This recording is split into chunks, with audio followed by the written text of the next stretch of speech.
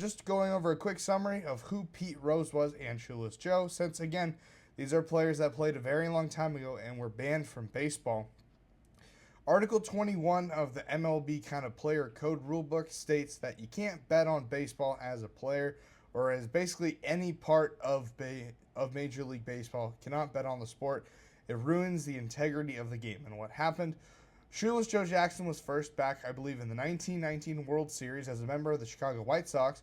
That team was called the Black Sox for a reason, because the owner didn't pay the players enough money, and actually gamblers offered the players more money than the owner did to throw the World Series. And that is exactly what happened.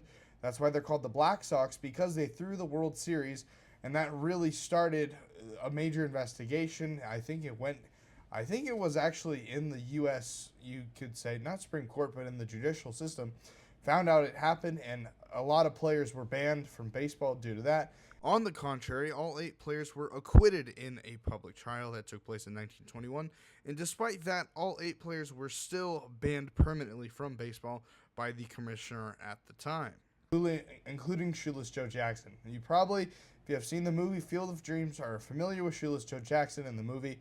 Claims he was never a part of it.